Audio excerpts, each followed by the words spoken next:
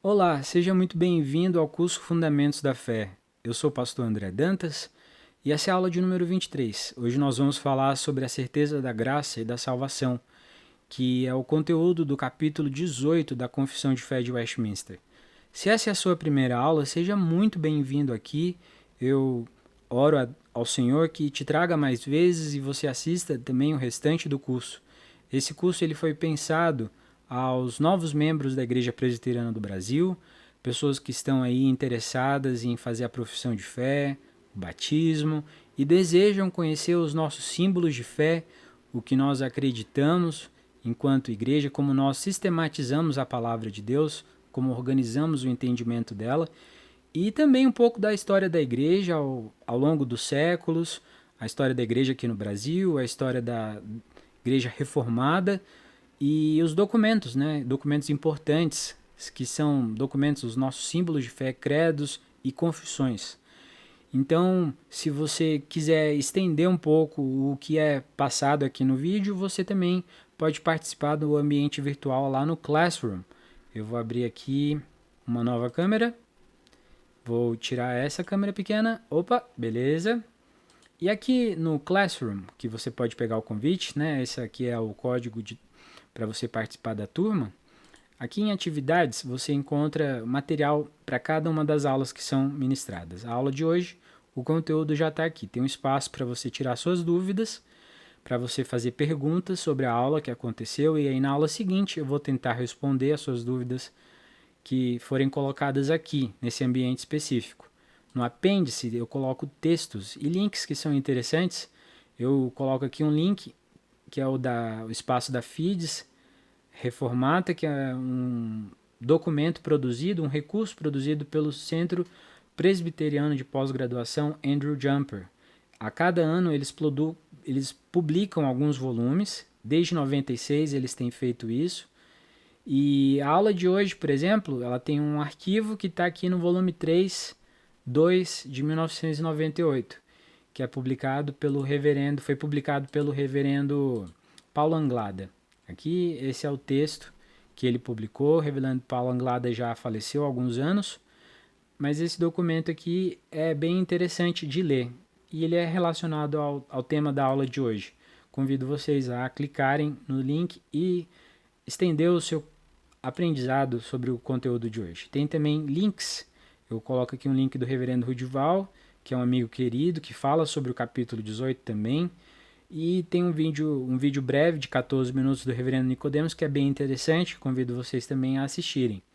Só para vocês terem uma ideia, aqui na aula número 1 vocês encontram a ementa do curso. Você pode encontrar a ementa do curso. Lá na ementa, que eu utilizei quando essa aula era ministrada na Igreja Presbiteriana do Jardim Botânico, aqui em Brasília, eu preparei uma ordem, né, para as aulas. Então, aula de número 23, a aula de hoje, sobre a certeza da graça e da salvação. Próxima aula, a lei de Deus. A partir da aula 30 e até a aula 38, eu vou falar sobre símbolos de fé, sobre os documentos, né, da Igreja Reformada. E também, a partir da aula 39 até a 43, vou falar aí sobre o Manual Presbiteriano. As datas aqui, elas estão erradas, mas só para você ter uma ideia do que serão os próximos capítulos.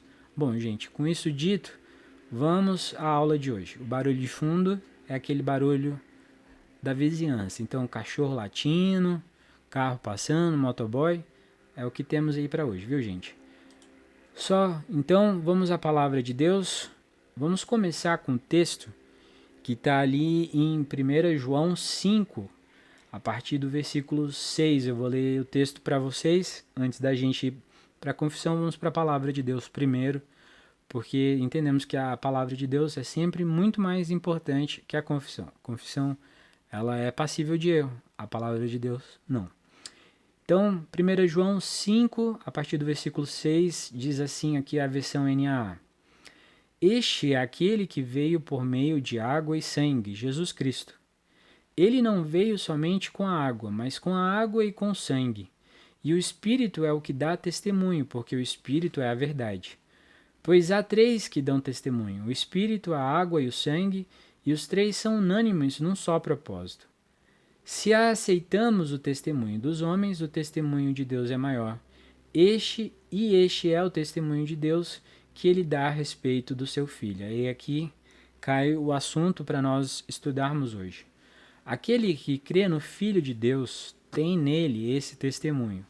Aquele que não dá crédito a Deus faz de Deus um mentiroso, porque não crê no testemunho que Deus dá a respeito do seu Filho. E o testemunho é este, que Deus nos deu a vida eterna. E esta vida está no seu Filho. Quem tem o Filho tem a vida. E quem não tem o Filho de Deus não tem a vida, que é o versículo 12, um versículo chave para essa nossa aula de hoje. Outro texto que nós podemos usar aqui é o texto de Romanos 3, que eu acho que vale também a leitura dele completa. São 31 versículos, gente, mas senta aí que é bom ouvir a palavra de Deus, sempre muito bom. Qual é então a vantagem do judeu? Ou qual a utilidade da circuncisão? Muita sobre todos os aspectos, principalmente porque os judeus foram confiados os oráculos de Deus. Então, se alguns não creram, será que a incredulidade deles anulará a fidelidade de Deus? De modo nenhum. Seja Deus verdadeiro e todo ser humano mentiroso, como está escrito, para que seja justificado nas tuas palavras e venha a vencer quando fores julgado. Mas, se a nossa injustiça evidencia a justiça de Deus, se a nossa injustiça evidencia a justiça de Deus, que diremos? Seria Deus injusto por aplicar a sua ira? Falo em termos humanos. É claro que não. Do contrário, como Deus julgará o mundo? E se a minha mentira faz com que aumente a verdade de Deus para a sua glória, por que ainda sou condenado como pecador? E por que não dizemos, como alguns caluniosamente afirmam que o fazemos, pratiquemos o que é mal para que nos venha o que é bom? A condenação destes é justa. Que se conclui? Temos nós alguma vantagem? Não, de forma nenhuma, pois já temos demonstrado que todos, tanto judeus como gregos, estão debaixo do pecado. Como está escrito, não há justo nenhum sequer. Não há quem entenda, não há quem busque a Deus. Todos se desviaram e juntamente se tornaram inúteis. Não há quem faça o bem, não há nenhum sequer. A garganta deles é sepulcro aberto. Com a língua enganam, veneno de víbora está nos seus lábios. A boca eles a têm cheia de maldição e amargura. Os seus pés são velozes para derramar sangue. Nos seus caminhos há destruição e miséria. Eles não conhecem o caminho da paz. Não há temor de Deus diante de seus olhos. Ora, sabemos que tudo o que a lei diz é dito aos que vivem sob a lei, para que toda boca se cale e todo mundo seja culpável diante de Deus. Porque ninguém será justificado diante de Deus por obras da lei, pois pela lei vem o pleno conhecimento do pecado. A justificação, aqui é o subtítulo que é dado pelo redator, a justificação pela fé em Jesus Cristo. Mas agora, sem lei, a justiça de Deus se manifestou, sendo testemunha pela lei e pelos profetas. É a justiça de Deus mediante a fé em Jesus Cristo para todos e sobre todos os que crerem, porque não há distinção, pois todos pecaram e carecem da glória de Deus, sendo justificados gratuitamente por sua graça mediante a redenção que há em Cristo Jesus, a quem Deus apresentou como propiciação no seu sangue, mediante a fé. Deus fez isto para manifestar a sua justiça, por ter ele, na sua tolerância, deixado impunes os pecados anteriormente cometidos, tendo em vista a manifestação da sua justiça no tempo presente, a fim de que o próprio Deus seja justo e o justificador daquele que tem fé em Jesus. Justo e justificador, isso aqui é importante para a aula, talvez a gente fale mais adiante. Então, versículo 27. Onde fica então o orgulho? Foi totalmente excluído. Por meio de que lei? A lei das obras? Não, pelo contrário. Por meio da lei da fé. Concluímos, pois, que o ser humano é justificado pela fé, independentemente das obras da lei. Ou seria Deus apenas Deus dos judeus? Será que não é também Deus dos gentios? Sim, também dos gentios, visto que Deus é um só, o qual justificará o circunciso a partir da fé e o incircunciso por meio da fé. Anulamos então a lei por meio da fé? De modo nenhum. Pelo contrário, confirmamos a lei. Então esse aqui é o capítulo 3. Gente, então para nós apresentar aqui para vocês o assunto, eu tenho que falar de uma palavra que se chama salvação. Essa é a palavra aí para nós começarmos a aula de hoje, para poder entender um pouco sobre esse assunto. Muitas pessoas julgam que crentes são pessoas arrogantes porque elas afirmam saber que serão salvas. Mas salvas de quê? Nós seremos salvos de quê? Quando uma criança ela quebra um vaso, ela espera ser salva, por exemplo, do cinto do pai, da chinela da mãe, que tem GPS. Quando nós somos salvos de algo. Então, nós aqui, quando falamos de salvação, estamos falando, por exemplo, nós seremos salvos da culpa dos nossos pecados. Todos nós nascemos em pecado fomos concebidos, e o salário do pecado é a morte. O pagamento justo pelo pecado é a morte. Então, nós fomos salvos do pecado, da culpa dos nossos pecados. Então, todos nós somos pecadores. Então, nós fomos salvos, gente, do justo juízo de Deus. Deus é justo e esse é um dos seus atributos. E nós fomos salvos disso, do justo juízo de Deus. Então, Deus, nosso Deus, o Deus a quem nós servimos, ele não faz vista grossa ao pecado, ele não demora para responder, como alguns chefes demoram para responder, como algumas pessoas demoram para tratar assuntos importantes. Deus não faz vista grossa. Então, como escapar do juízo de Deus? Aí eu acho interessante o que ele diz lá no versículo 26, porque fala que Deus o próprio Deus, ele é justo e o justificador daquele que tem fé em Jesus. Ele não faz vista grossa ao pecado e Deus... Então, como eu vou escapar desse justo juízo de Deus? Como não receber esse justo juízo? Então, o mesmo Deus que cobra é o Deus que paga. Então, através do seu Filho Jesus, o que era necessário pagar, Cristo paga em nosso lugar, ele age em nosso lugar e nós somos salvos da justa ira de Deus. Quando então você diz que é salvo, você é salvo da justa ira de Deus. Então, para nós entendermos esse assunto aí de uma forma mais tranquila, a arrogância ela pode existir quando o crente fala que ele é salvo por algo que ele faz. E Romanos 3 deixa muito claro que se você faz alguma coisa para obter essa salvação, para você tentar escapar desse justo juízo que você merece, por obras você não vai ser capaz. Isso é impossível. Então é arrogância. Quem pensa em salvação nesses termos está errado.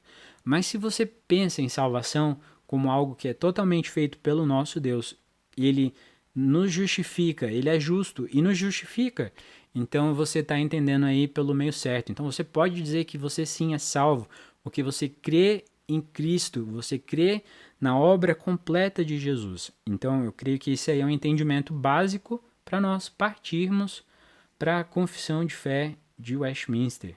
Então vou voltar aqui a janela pequena, vou tirar essa janela grandona, vou voltar aqui pequenininho, beleza?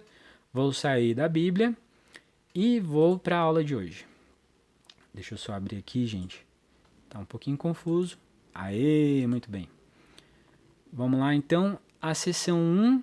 Essa primeira aula eu vou ler 2 sessões, vou para os comentários do Rod e depois eu faço a sessão 3 e a sessão 4, que aí nós então encerraremos esse capítulo. Então eu vou ler aqui para vocês com muito cuidado e muita atenção. Então preste atenção, se você está ali batendo no bolo, fazendo exercício, escute com atenção.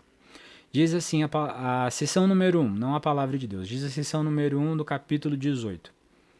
Ainda que os hipócritas, bem como outras pessoas não regeneradas, inutilmente se enganem com falsas esperanças e carnal presunção de serem salvos,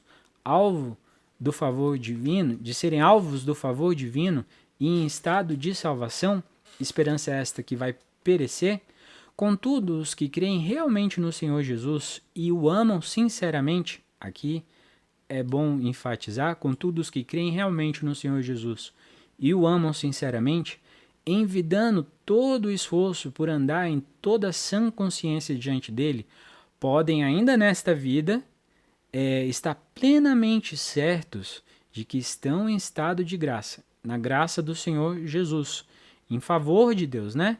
E podem regozijar-se na esperança da glória de Deus.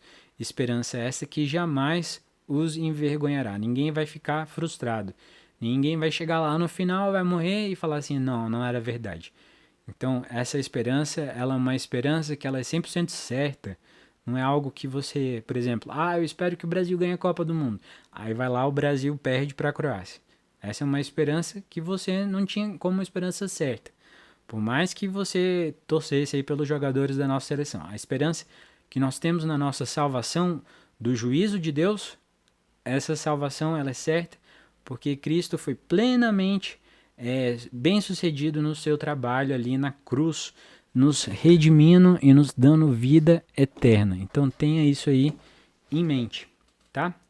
Vamos lá, seção 2.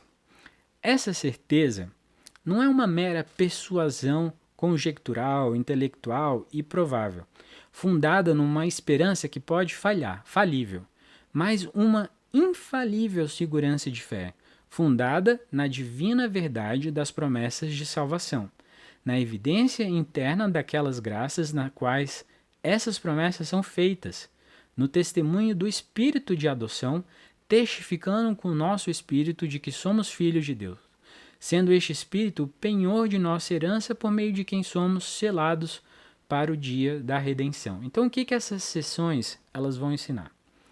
Que é falsa a segurança de salvação que os não regenerados às vezes nutrem, na qual se deixam enganar e que afinal os decepcionará. Então algumas pessoas elas têm uma segurança na salvação delas, mas essa salvação não é baseada no amor delas e na obra de Cristo Jesus na cruz. É uma salvação que está alicerçada em outras coisas, como eu só dou os dízimos, ou compro a lei de uma forma cega, me visto como crente, cheiro como crente, e aí isso é suficiente para obter a salvação. Não. A salvação ela não é garantida por isso, mas pelo amar a Deus, por buscar servir a Deus com todo o nosso coração, alma e entendimento, e também por entender que o que Cristo fez é verdadeiro, é real, e nós fomos salvos do justo juízo de Deus. Juízo esse que muitas pessoas no dia do juízo final não vão escapar.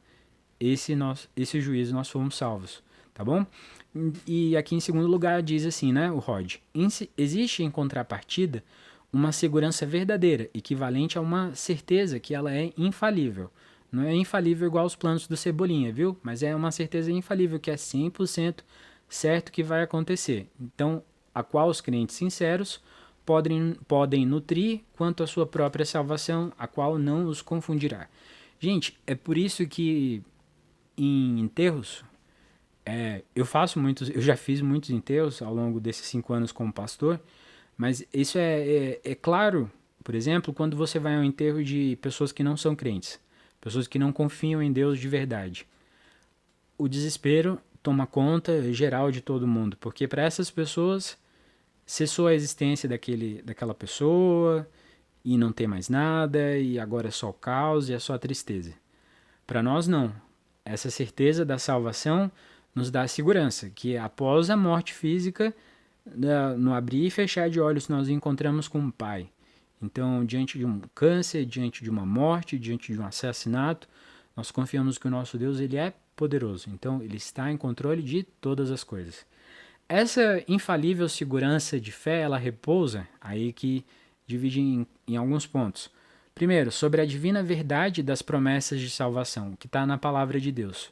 Sobre a evidência interna daquelas graças a respeito das quais as promessas são feitas.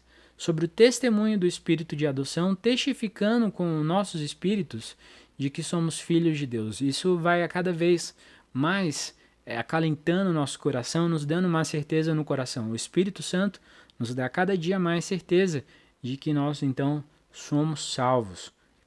Essas foram as 2 primeiras sessões. Se você tem alguma dúvida, não deixe aí de comentar para que nós possamos falar sobre isso. Bom, sessão 3. Esta segurança infalível não pertence tanto à essência da fé, mas até onde um crente genuíno pode esperar e enfrente conflito com muitas dificuldades antes que participe dela. Todavia, sendo capacitado pelo Espírito a conhecer as coisas que lhe são graciosamente dadas por Deus. Ele pode, sem revelação extraordinária, pelo uso correto dos meios ordinários, tomar posse dessa verdade. Então você não precisa de revelações, ok? Você pode olhar a única revelação que é verdade ali, a palavra de Deus, a que Deus deixou para nós, ela é suficiente para te dar essa certeza. Você não precisa de alguém falando, eis que vos digo, você é salvo. Não, você não precisa disso. A palavra de Deus, ela é suficiente para te assegurar que você é salvo. Se você ama ao Senhor, se você crê com seu coração que Cristo ele é Deus e que ele veio ao mundo para salvar os pecadores do justo juízo do Pai. Então, se você crê nisso, você faz parte dessa família de fé. Portanto, é o dever de cada um de nós, é um dever meu, é um dever seu, ser diligente e confirmar a sua vocação e eleição.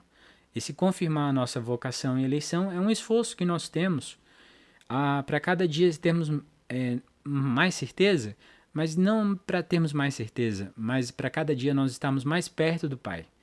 Cada dia que nós estamos mais perto do Pai, que conhecemos mais quem nos salvou, que conhecemos mais o Deus triuno, mais nós sabemos então que esse mundo passa, que as coisas desse mundo são vaidade, mas que as palavras de Deus não passam, elas são verdadeiras, elas são ali no ponto para nós, tá joia? Então para que dessa forma seu coração seja dilatado em paz e alegria no Espírito Santo, em amor e gratidão a Deus e em vigor e em deleite nos deveres da obediência. Os frutos inerentes desta segurança. Isto está longe de predispor os homens à negligência. Vamos para a sessão 4, a última sessão desse capítulo. Os verdadeiros crentes, viu? Então, verdadeiros crentes podem ter de diversas formas a segurança de sua salvação abalada, diminuída e interrompida pela negligência da preservação delas, pela queda em algum pecado específico, o qual fere a consciência e entristece o espírito. Uma pessoa que traiu a esposa ou que está tendo problemas conjugais, como administra sua vida financeira, como trata a sua casa, os seus problemas, né? Então tudo aí fere a consciência dessa pessoa e entristece o espírito. Por alguma tentação súbita e veemente, por desviar Deus a luz de seu rosto, permitindo até mesmo os que o temem a andarem em trevas e a não terem nenhuma luz, sendo mau testemunho para outras pessoas. Contudo, jamais serão totalmente destituídos, essas pessoas nunca vão perder totalmente aquela semente de Deus e da vida de fé, daquele amor a Cristo e aos irmãos, daquela sinceridade de coração e consciência do dever, donde, pela operação do Espírito, essa segurança no devido tempo, ela poderá ser revitalizada. E por meio dessas bênçãos, nesse interregno, são sustentados para que não caiam em total desespero. Deus nos sustenta até quando nós somos fracos e vacilamos feio, tá bom? Então o que essas sessões elas vão nos ensinar? Eu dividi aqui em alguns pontos, porque alguns pontos são bem longos. Então a primeira coisa é que esta infalível segurança, ela não provém da essência da fé, que ao contrário, uma pessoa pode ser realmente crente e contudo destituída dessa segurança. Você pode ser realmente crente e salvo, mas você pode não ter essa segurança tão forte no seu coração. Você pode ser meio inseguro. Tem muita gente insegura quanto à sua salvação.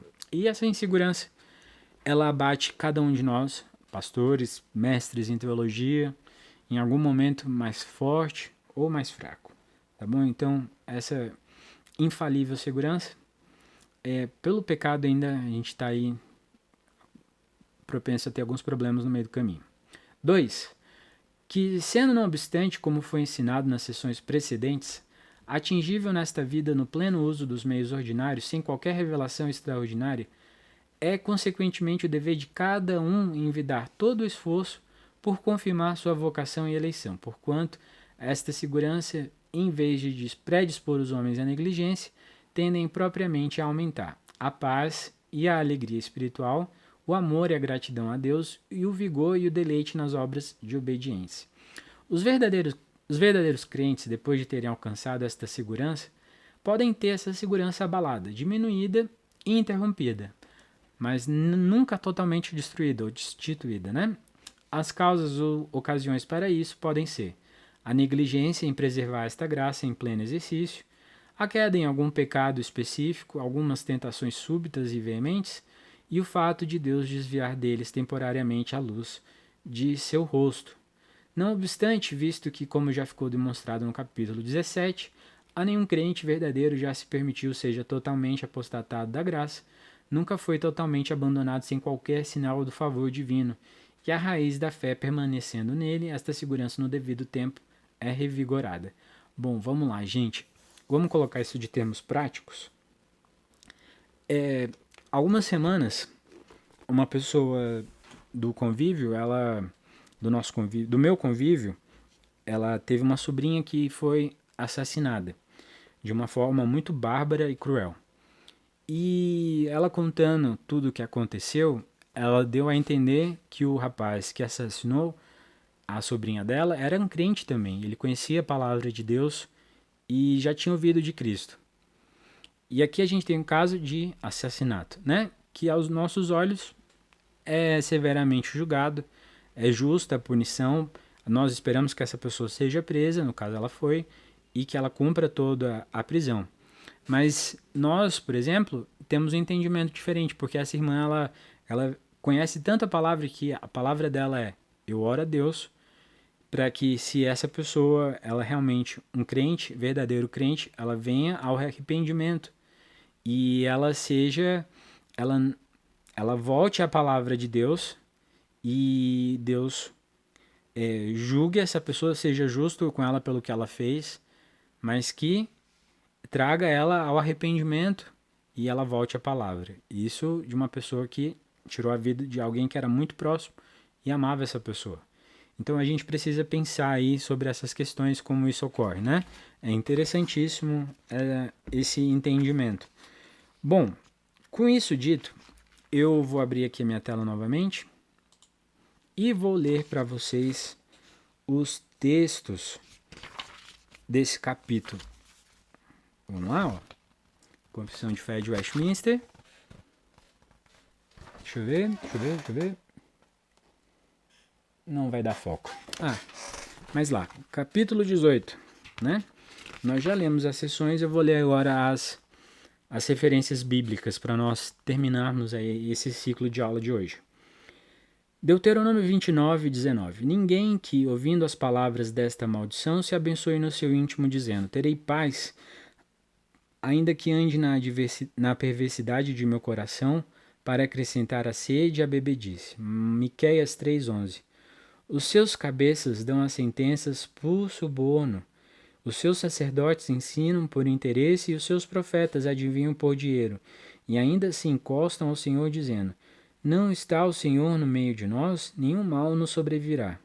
Tá falando daquelas pessoas que têm a certeza da salvação, mas fazem errado. Tipo, aqui em Brasília teve, né, um tempo atrás, a oração da propina, que as pessoas oravam em círculo, mas elas estavam orando por propina.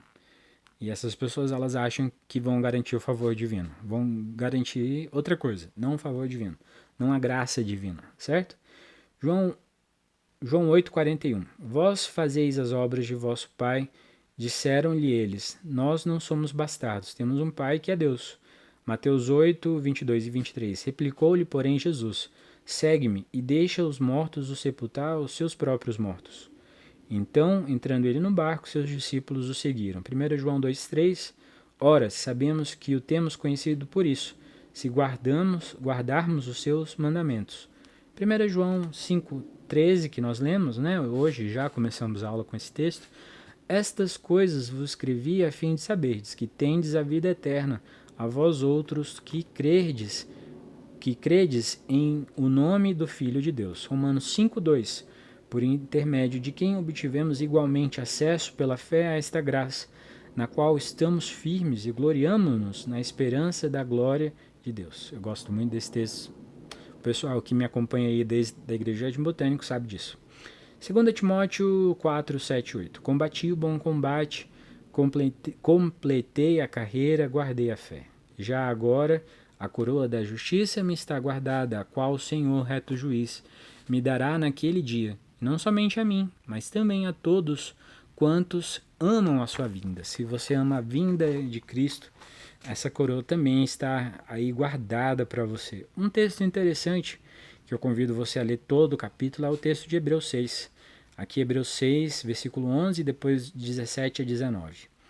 Desejamos, porém, continue cada um de vós mostrando até o fim a mesma diligência para a plena certeza da esperança. Por isso, Deus, quando quis mostrar mais firmemente aos herdeiros da promessa a imutabilidade de seu propósito, se interpôs com juramento, para que, mediante duas coisas imutáveis, nas quais é impossível que Deus minta, forte alento tenhamos nós que já corremos para o refúgio, a fim de lançar mão da esperança proposta. Aquele que temos por âncora da alma segura e firme e que penetra além do véu. 1 Pedro 1, versículo 4, 5, 10 e 11. Para uma herança incorruptível, sem mácula, imarcessível, reservada nos céus para vós outros que sois guardados pelo poder de Deus, mediante a fé, para a salvação preparada para revelar-se no último tempo. Foi a respeito desta salvação que os profetas indagaram e inquiriram, os quais profetizaram acerca da graça, a vós outros destinada, investigando atentamente qual a ocasião ou quais as circunstâncias oportunas indicadas pelo Espírito de Cristo, que neles estava ao dar de antemão testemunho sobre os sofrimentos referente a Cristo e sobre as glórias que o seguiriam. 1 João 3, 14. Nós sabemos que já passamos da morte para a vida, porque amamos os irmãos. Aquele que não ama permanece na morte. Romanos 8, 15 e 16. Por que não recebestes o espírito de escravidão para viverdes outra vez atemorizados? Mas recebestes o espírito de adoção, baseados no qual clamamos Abba Pai. O próprio Espírito testifica com o nosso espírito que somos filhos de Deus. Aqui é o texto que fala que o Espírito Santo ele vai nos dar testemunho, ele vai nos dar certeza ao nosso espírito de quê? Que nós somos filhos de Deus. O Espírito Santo faz isso. Esse é um texto aqui muito importante para esse assunto. Efésios 1, 13 e 14. Em quem também vós, depois que ouvistes a palavra da verdade, o evangelho de vossa salvação, tendo nele também crido, fostes selados com o Santo Espírito da promessa. Fomos selados. Aqui garantidos, né? Na tese, selados, foram selados. O qual é o penhor de nossa herança até o resgate da sua propriedade em louvor de sua glória. Efésios 4,30. E não entristeçais o Espírito de Deus, no qual fostes de novo selados para o quê? Para o dia da redenção. Ao dia da redenção, esse dia é guardado aos que foram justificados por Jesus, né? 2 Coríntios 1, 21, 22. Mas aquele que nos confirmou convosco em Cristo e nos ungiu é Deus, que também nos selou de novo e nos deu o penhor do Espírito em nosso coração. Essas são as referências para as primeiras duas sessões. Agora vamos para a sessão 3. Ele vai usar aqui o texto de 1 João 5,13. Nós já lemos. 1 Coríntios 2,12. Ora, nós não temos recebido o Espírito do mundo, e sim o Espírito que vem de Deus, para que conheçamos o que por Deus nos foi dado gratuitamente. Mas gratuitamente não há um preço, né? O preço do sangue de Cristo. 1 João 4,13. Nisto conhecemos que permanecemos nele e ele em nós, em que nos deu do seu Espírito. Hebreus 6, 11 e 12 nós já lemos. 2 Pedro 1, 10. Por isso, irmãos, procurai com diligência cada vez maior confirmar a vossa vocação e eleição, porquanto precedendo assim não tropeçareis em tempo algum. Preste atenção que o texto da Confissão de Fé de Westminster não é simplesmente um texto que é colocado pelos divinos de Westminster, né? Pelos santos de Westminster, os homens que ali fizeram o documento, mas ele é um texto que pega a redação bíblica, então confie, porque é um sistema bem interessante. Romanos 5, 1, 2 e 5, justificado, pois, mediante a fé, temos paz com Deus, não estamos mais em guerra com Ele, por meio de nosso Senhor Jesus Cristo, por intermédio de quem obtivemos igualmente acesso, pela fé, a esta graça na qual estamos firmes e gloriamo-nos na esperança da glória de Deus. Ora, a esperança não confunde, porque o amor de Deus é derramado em nosso coração pelo Espírito Santo que nos foi otorgado. Romanos 14, 17. Porque o reino de Deus não é comida nem bebida, mas justiça e paz e alegria no Espírito Santo. Romanos 15, 13. E o Deus da esperança vos encha de todo gozo e paz no vosso crer, para que sejais ricos de esperança no poder do Espírito Santo. Salmo 119, 132. Volta-te para mim e tem piedade de mim, segundo costumas fazer aos que amam o teu nome. Romanos 6, 1 e 2. Que diremos, pois? Permaneceremos no pecado para que seja a graça mais abundante? De modo nenhum. Como viveremos ainda no pecado, nós, os que para ele morremos? Então nós estamos mortos para o pecado e vivos para o Senhor. Tito 2, 11, 12 e 14. Porquanto a graça de Deus se manifestou salvadora a todos os homens, educando-nos para que, renegadas a impiedade e as paixões mundanas, vivamos no presente século sensata, justa e piedosamente, o qual a si mesmo se deu por nós, a fim de remir-nos de toda a iniquidade e purificar para si mesmo um povo que é exclusivamente seu, zeloso de suas obras, de boas obras. 2 Coríntios 7:1. Tendo, pois, ó amados, tais promessas, purifiquemo-nos de toda impureza, tanto da carne como do espírito, aperfeiçoando a nossa santidade no temor de Deus. Romanos 8, 1 e 12. Agora, pois, nenhuma condenação há para os que estão em Cristo. Assim, pois, irmãos, somos devedores, não à carne, como se constrangidos a viver segundo a carne. Viu? Então, a condenação que somos salvos, né, da justa ira de Deus, essa condenação já não há para quem está em Cristo. Então, a gente pode ter essa certeza de não termos essa condenação. Romanos 8, mais claro que isso, difícil. 1 João 1, 6 e 7.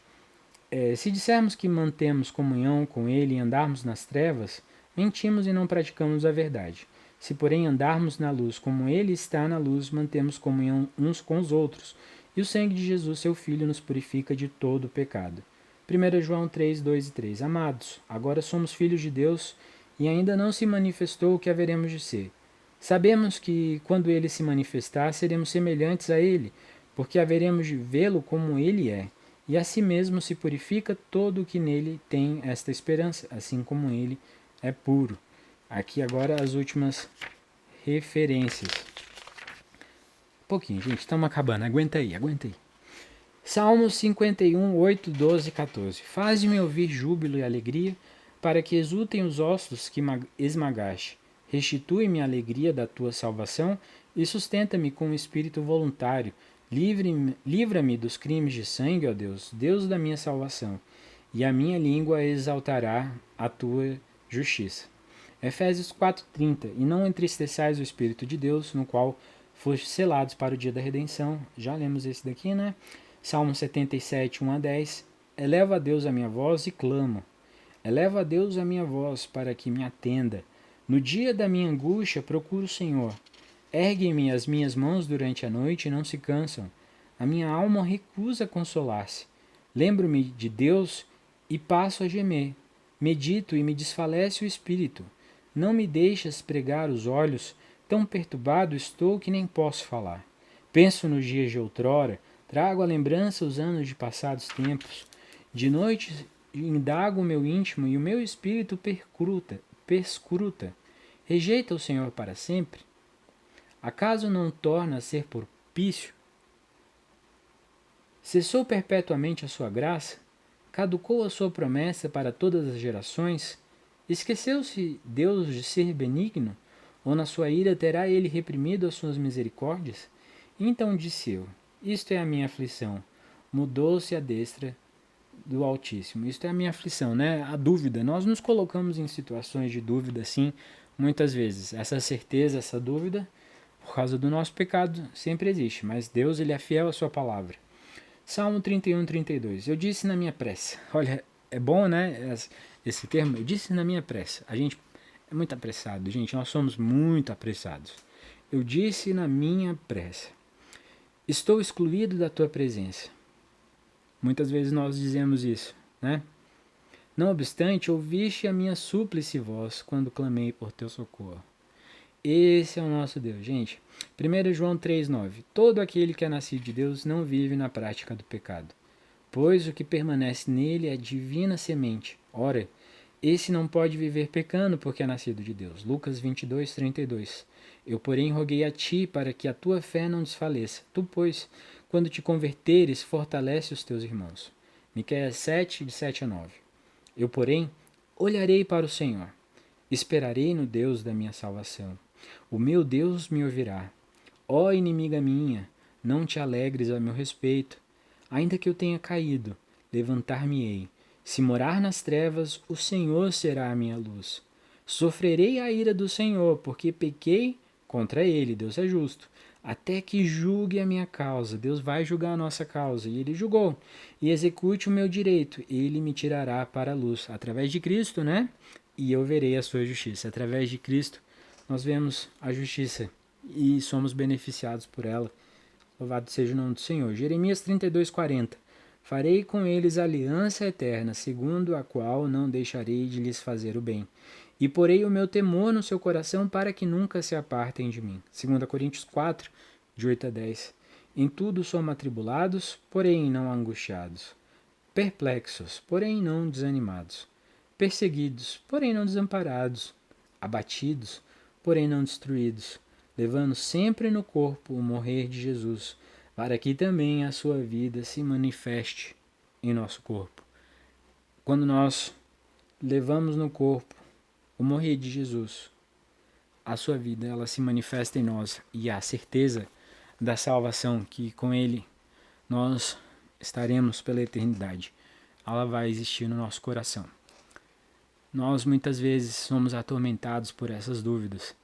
Quantos cristãos não passam aí noites em pânico, não conseguindo dormir, não conseguindo viver diante dos seus próprios pecados, dos seus medos? E a palavra de Deus aqui garante, meus irmãos, que aquele que começou a obra, ele terminou ela na cruz, e nós reinaremos, cada um, até o último ovelha, vai reinar com o Pai pela eternidade, com Deus Filho, com o Espírito Santo também.